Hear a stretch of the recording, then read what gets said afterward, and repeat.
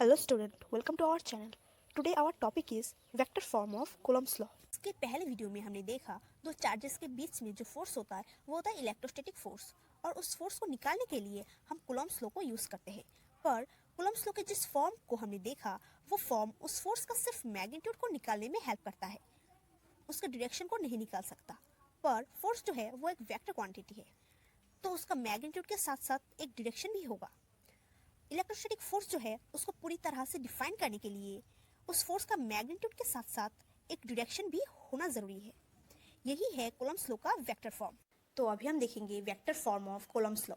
इसमें पहले हमने दो पॉइंट को कंसीडर किया है, एक है पॉइंट 1, दूसरा है पॉइंट 2। पॉइंट 1 में हमने प्लस Q1 चार्ज को कंसीडर किया और जो पॉइंट 2 है उसमें हमने प्लस Q2 चार्ज को कंसीडर किया।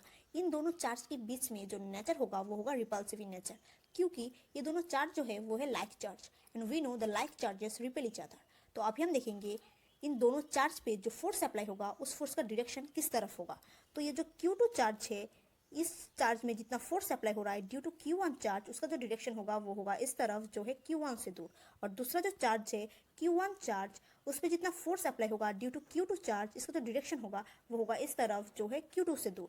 और हमें पता है जो Q2 चार्ज है उसमें जितना फोर्स लग रहा है उस फोर्स का जो मैग्नीट्यूड है वो इक्वल होगा इस Q1 चार्ज पे जितना फोर्स लग रहा है उसका मैग्नीट्यूड से। अकॉर्डिंग टू कूलम्ब्स लॉ जो फोर्स का मैग्नीट्यूड का जो फॉर्मूला होगा वो होगा 1/4 Q1 Q2 R²।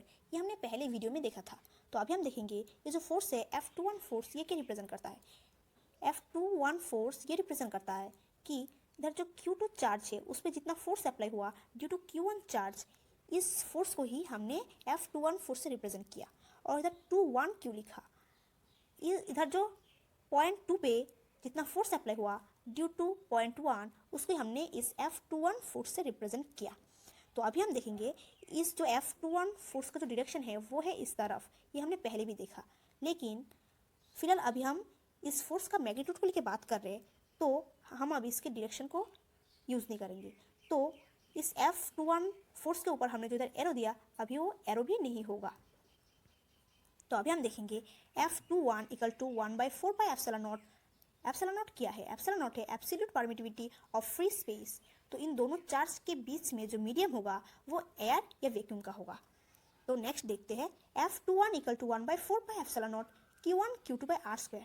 इधर Q1 Q2 क्या है, Q1 Q2 है दो चार्ज, और हमने इधर दो चार्ज का प्रोडक्ट को लिया।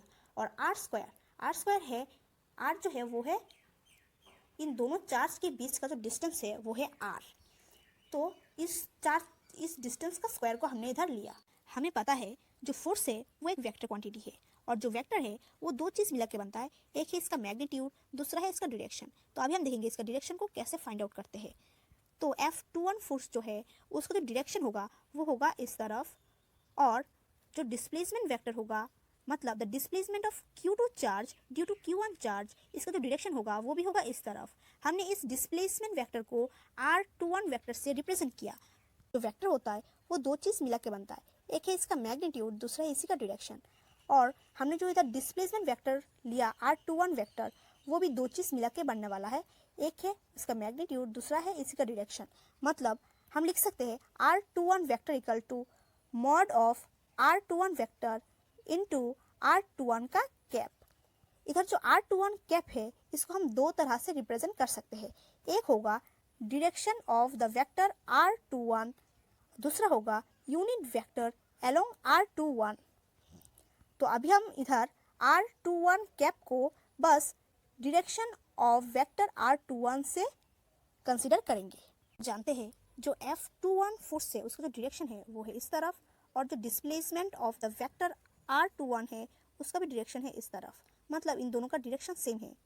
क्योंकि इन दोनों का डायरेक्शन सेम है तो हम इस F21 फोर्स के डायरेक्शन को दर्शाने के लिए इधर का डिस्प्लेसमेंट वेक्टर R21 का जो इधर का डायरेक्शन दिखाता है उसको हम इधर पुट कर सकते हैं। मतलब जो इस डिस्प्लेसमेंट R2 वेक्टर है उसका डायरेक्शन ये R21 कैप से मिलता है। तो इन दोनों का डायरेक्शन क्योंकि सेम है तो हम इस F21 फोर्स का डायरेक्शन को दिखाने के लिए हम इधर R21 का कैप को यूज़ कर सकते हैं। अभी हम देखेंगे कि इसके थ्योरी में हम क्या लिख के आएंगे। The force between two charges always along a straight line joining the point charges. इसमें बोला है कि दो चार्जेस के बीच में जो फोर्स होगा वो हमेशा एक स्ट्रेट लाइन पे ही होगा। If Q1 and Q2 are the magnitude of 2 point charges separated at a distance R21 vector, तो इसमें बोला है कि जो Q1 और Q2 जो है वो 2 point चार्जेस का मैग्नीट्यूड है जिसको हमने R21 डिस्टेंस से सेपरेटेड किया है। Then the magnitude of the force acting on the charges is given by, तो इसमें बोला है कि जो फोर्स का मैग्नीट्यूड है उन दोनों चार्जेस पे उसको हम इस तरह से लिख सकते हैं F directly proportional to Q1 Q2 charges and F inversely proportional to 1 by R square. Now according to the above relation हम ये लिख सकते हैं F21 directly proportional to Q1 Q2 by R21 का स्क्वायर। तो अगर हम इधर से इस प्रोपोर्शनलिटी का साइन को हटा देंगे तो इधर एक कांस्टेंट आ जाएगा नेक्स्ट स्टेप पे। इस कांस्टेंट को हम जानते हैं कूलम्ब कांस्टेंट से और इस कांस्टेंट को हम k से डिनोट करते हैं और इसका वैल्यू जो होता है वो होता है 1/4 पाई एप्सिलॉन नॉट। तो नेक्स्ट स्टेप में हम देखेंगे F21 equal to k into Q1 Q2 by R21 का स्क्वायर। तो इस नेक्स्ट स्टेप पे हम k का वैल्यू को पुट कर देंगे, जो k का वैल्यू है वो है 1/4 पाई एप्सिलॉन नॉट। तो नेक्स्ट स्टेप हम देखते हैं क्या लिखेंगे, F21 equal to 1/4 pi epsilon naught Q1 Q2 by R21 का स्क्वायर। यही है कूलम्ब्स लॉ का मैग्नीट्यूड का formula. Now in the vector form we can written as, जो वेक्टर फॉर्म में हम लिख सकते हैं इस फोर्स को F21 force equal to 1/4 pi epsilon naught Q1 Q2 by R square into R21 का कैप।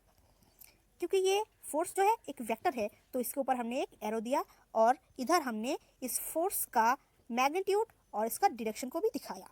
ये जो R21 कैप जो है वो रिप्रेजेंट करता है डायरेक्शन को, किसके डायरेक्शन को, इस फोर्स F21 फोर्स का डायरेक्शन को। और हमें याद होगा हमने इस F21 फोर्स का डायरेक्शन को उस डिस्प्लेसमेंट वेक्टर मतलब R21 वेक्टर से लाया था, क्योंकि ये जो फोर्स था और ये जो डिस्प्लेसमेंट वेक्टर था इन दोनों का डायरेक्शन सेम था। इसलिए हमने इस फोर्स का डायरेक्शन को रिप्रेजेंट करने के लिए इधर का डिस्प्लेसमेंट वेक्टर का जो डायरेक्शन जो रिप्रेजेंट करता था उसको इस फोर्स के डायरेक्शन को रिप्रेजेंट करने के लिए इधर बिठा दिया। R21 का जो कैप है उसको हम इस तरह से रिप्रेजेंट कर सकते हैं, R21 cap equal to R21 vector divided by R21 vector का मॉड।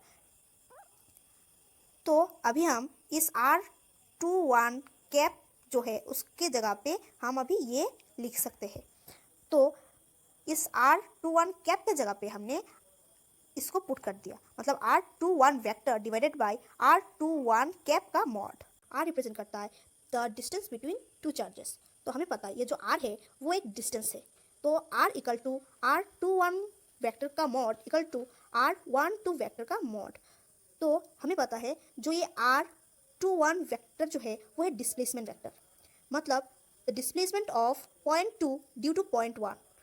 और अगर हम इसका मॉड ले लेंगे तो ये वैल्यू जो है वो एग्जैक्टली R के बराबर हो जाएगा। और दूसरा है R12 वेक्टर का मॉड, मतलब the displacement of 1 due to 2। और अगर हम इसका भी मॉड ले लेंगे तो ये भी इक्वल हो जाएगा इस R के, क्योंकि जो दो पॉइंट है वो दो पॉइंट सेम है डिस्टेंस के लिए भी और डिस्प्लेसमेंट के लिए भी। इस R के जगह पे हमने जो निकाला था दो R का वैल्यू, उन दोनों में से एक को भी पुट करेंगे।